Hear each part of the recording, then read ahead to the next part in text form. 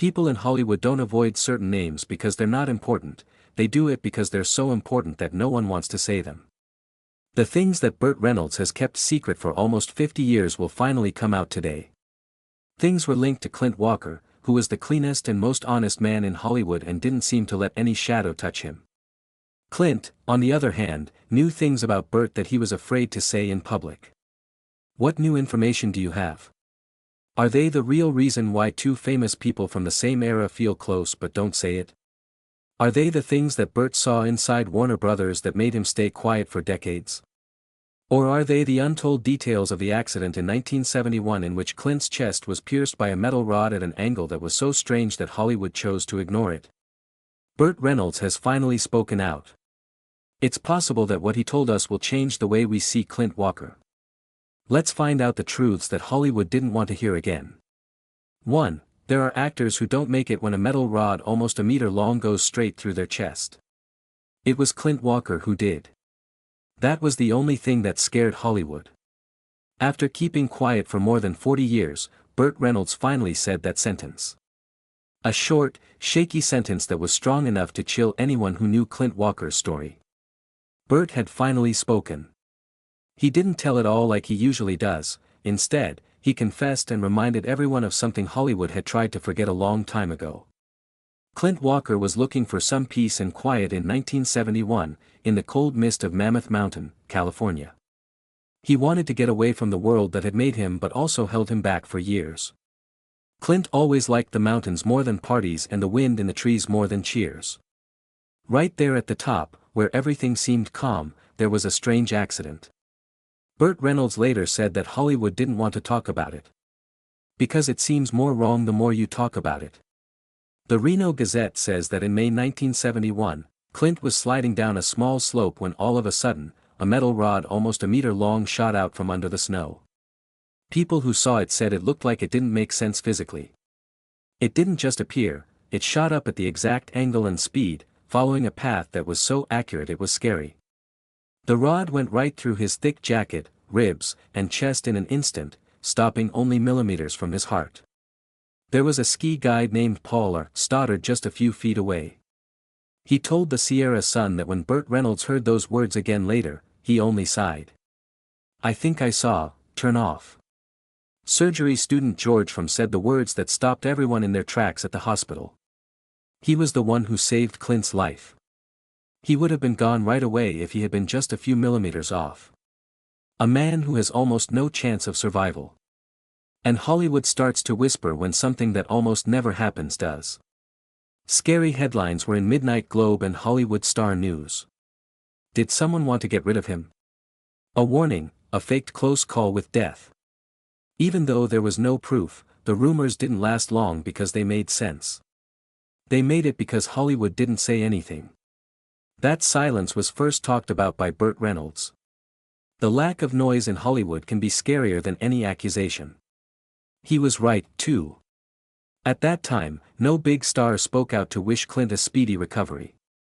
There were no behind-the-scenes pieces that went into the story.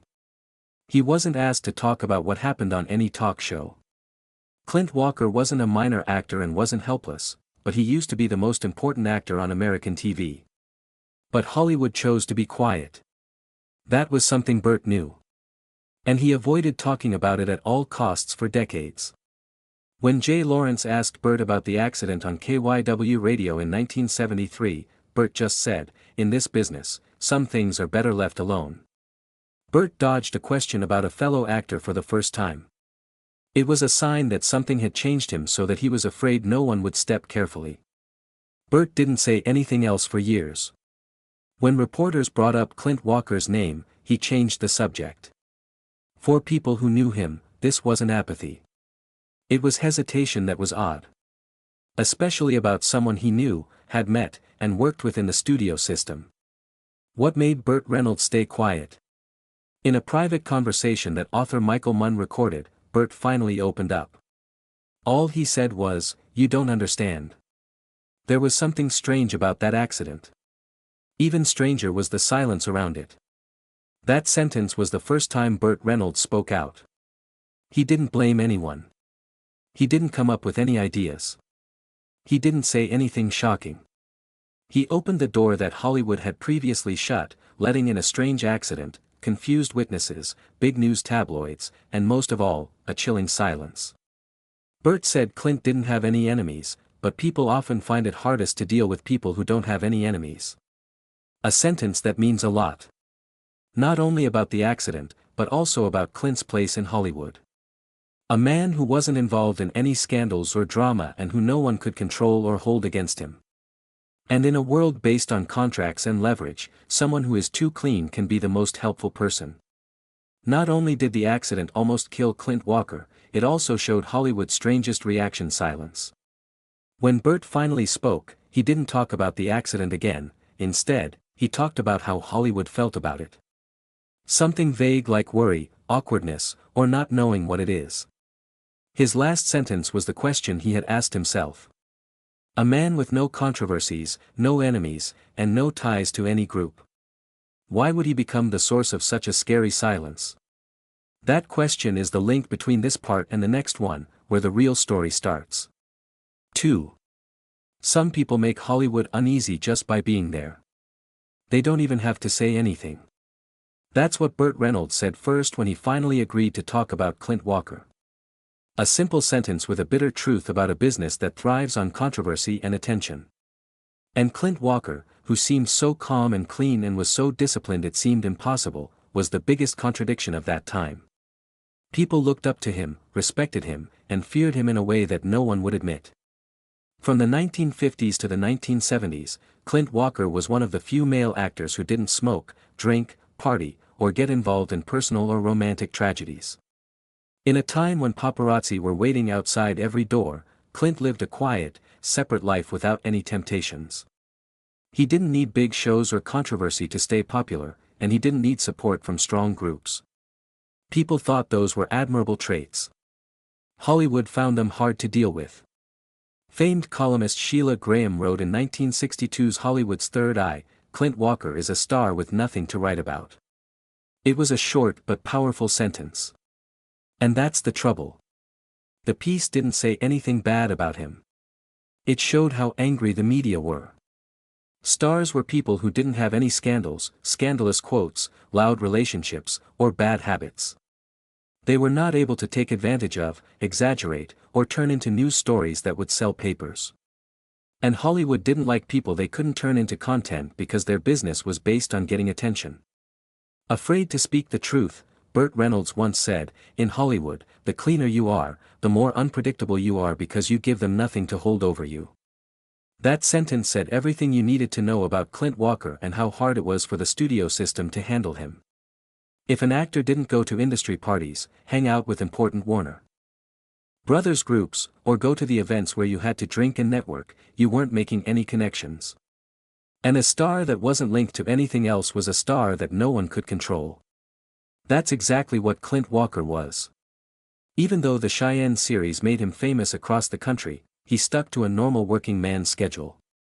Work, go home, read, talk with family on the train, sleep early, get up early, make as little noise as possible, and don't waste time on pointless PR deals. People in the business said that if Clint did show up at Warner Brothers events, he would sit quietly, say hello to a few people, and then sneak out quietly. Not because he was proud, but because he didn't belong there.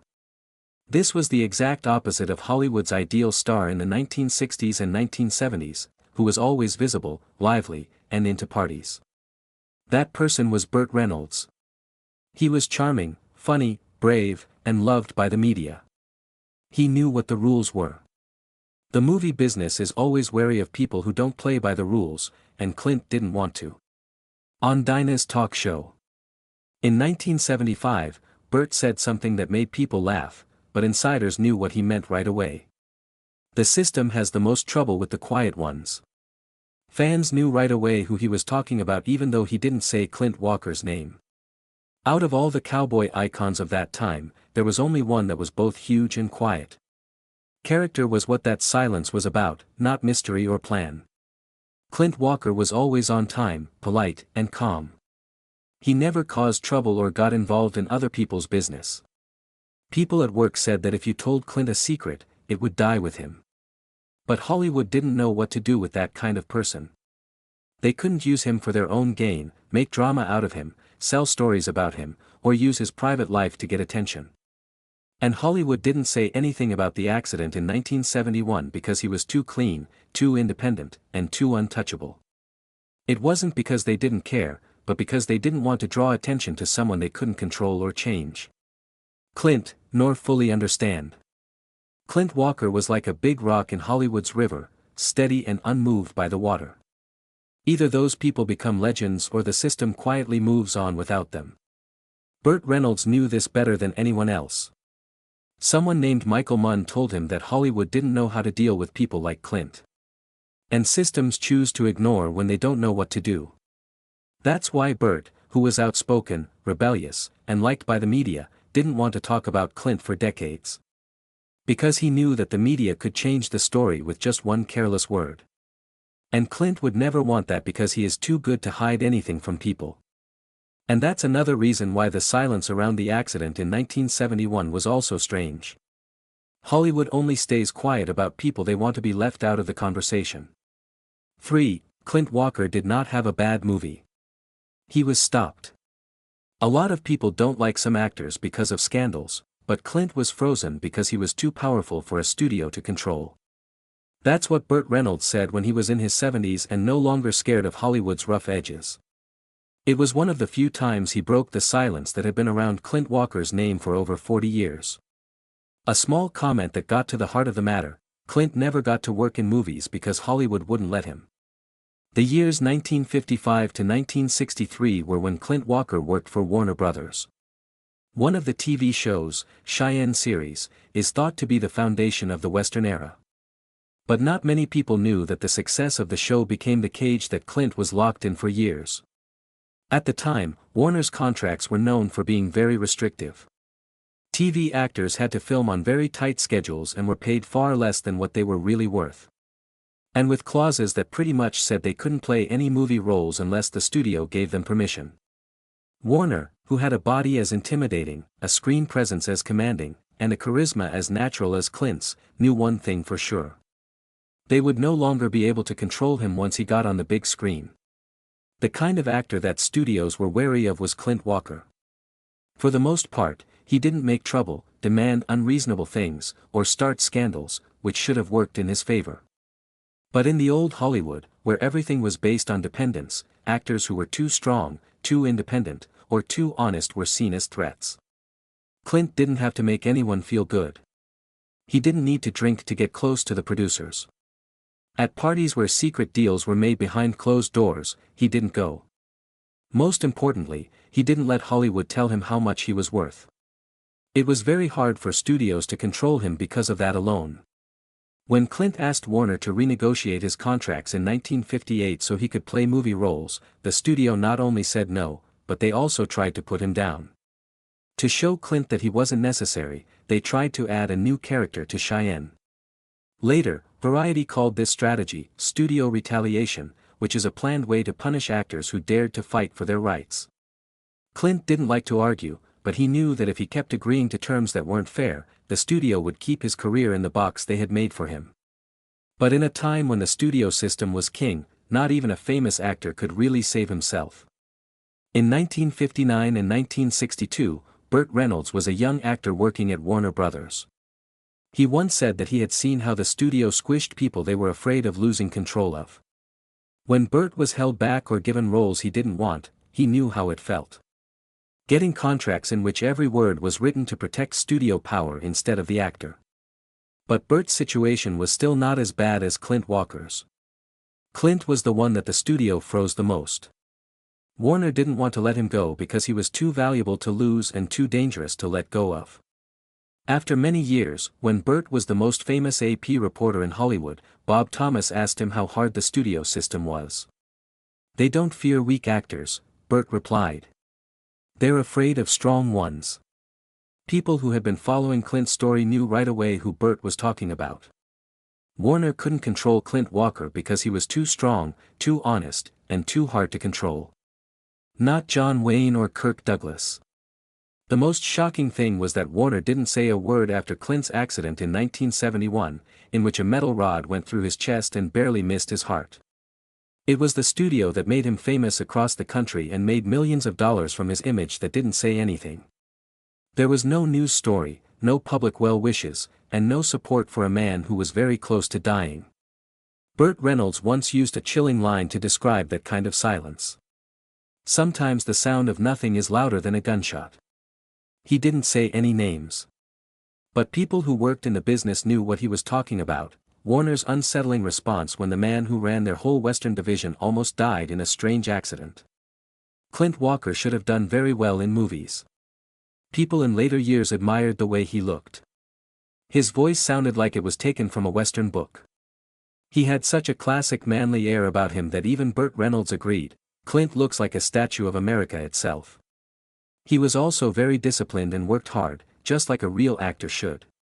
But Hollywood at that time didn't want that kind of strength. Their goal was to have people they could shape and control. Clint Walker never was that kind of person. So the movie theater door, which should have been wide open for him, was locked from the inside. Burt Reynolds didn't talk about this story for a long time. He knew too much, not because he didn't know. He had been hurt by that system himself. He had been stopped, sent somewhere else, and used wrongly. He had seen friends get pushed to the side because they weren't like everyone else. In the case of Clint Walker, however, he was held back not because he did anything wrong, but because Hollywood couldn't handle how strong his character was. And when Burt did speak, he didn't just say something. He broke the silence that Hollywood had put around one of the most honorable men in cowboy history. For money. Nothing scares me more than when someone who knows too much stays quiet. That's why, for 40 years, Burt Reynolds didn't talk about Clint Walker.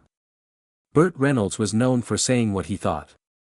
Some directors didn't want to work with him because he was so direct, and some producers swore they would never work with him again because he was so honest. People loved him for it. On live TV, he criticized the studio system and talked about problems that happened behind the scenes. And even made sharp jabs at Warner Brothers that made people at home think he might have gone too far. But he didn't say the name Clint Walker for 40 years. He was asked about the first Warner Cowboys show by Johnny Carson. Burt talked about everyone but Clint. Merv Griffin asked who the main men in TV westerns were. Burt wrote down names, but not Clint's. She asked him about his early days at Warner. Burt told many memories, but he didn't talk about Clint. He never said the name Clint Walker on any of the many talk shows he was on, from Sally Jesse Raphael to David Letterman. Not once. A man who loved to talk and tell stories and never thought about upsetting Hollywood didn't say a word about anyone. When someone talks a lot, what they don't say is the most telling thing about them. Burt didn't stay away from Clint because he didn't like him. He stayed away from him because of limits. In the old days of Hollywood, there was an unwritten rule. Some stories should not be told. Some people shouldn't be named. Not the power of superstition. If someone crossed that line, the system could punish them. And Burt, even though he was known to be brave, Hollywood never wanted to see certain parts of Clint Walker's life again. The contract dispute in 1958, when Clint went up against Warner. There was something very strange about the accident in 1971. He was stuck in TV for years not because he wasn't good enough, but because he was too independent. Hollywood would rather the world forget about a man who lived through such things. Because thinking about him would make you wonder why he was treated that way when he hadn't done anything wrong. You already knew the answer. He was sure that Hollywood would not want to hear it. In 1994, Burt had dozens of interviews with journalist Michael Munn. In a private conversation, Munn asked Burt a question that no one else had dared to ask. Thoughts about Clint Walker? I've never heard you talk about him. Burt didn't say anything for a long time. Munn later said it was the longest silence in the whole interview. Then Burt spoke slowly. His voice lowered as if he were letting out a long-held secret. The movie business didn't know how to deal with him. That's enough to understand some of the time. It had been decades since Burt had truly talked about Clint Walker. It was the first time in 50 years that Hollywood had let someone in through that sentence. It wasn't behavior that Burt meant when he said, didn't know how to handle. It was a system. A system that didn't like moral strength, independence, or people who didn't have any weaknesses or leverage. That's exactly what Clint Walker was. This is why Hollywood chose to be quiet. Burt had a life like that, though it was much less bad. He had been moved around, manipulated, and pushed to the side. Even though Clint was the calmest, cleanest, and most disciplined, he was also the most quiet. A paradox that made Burt feel bad. Because he would be taking the system that made him who he was to blame if he told the whole truth. So, Burt's lack of speech wasn't due to neglect. It was an honor. He knew Clint didn't like noise, being pitted, or drama. As a way to honor Clint, Burt thought it would be best to keep his story from other people. In his later years, when the old studio heads were no longer in charge, Burt finally spoke out about what he had been afraid to say for 40 years. It was hard for men like Clint Walker to get roles in Hollywood in the 1960s and 1970s. Burt didn't just mean Clint when he said that, he meant a whole generation that was crushed by the studio system. A generation that was bound by contracts and feared by strong forces, with talents that were frozen because they wouldn't bow. As if to say sorry to Hollywood for those who didn't stand up for Clint, Burt said it. And when we put it all together, there was silence after the accident in 1971. His career as a movie star has been put on hold. There was no noise around the 1958 contract pressure. There is silence around a man in Hollywood who is standing alone. We can see why Burt's silence scared us. It wasn't avoiding, it was holding back the truth. Because it would tear down a wall that Hollywood had built to hide its flaws. Burt broke the silence and gave Clint back something that Hollywood had taken away from him, fairness in memory. Certain stories can be told with just one honest moment, proving that silence can say more than 1,000 words. Clint Walker lived a quiet life.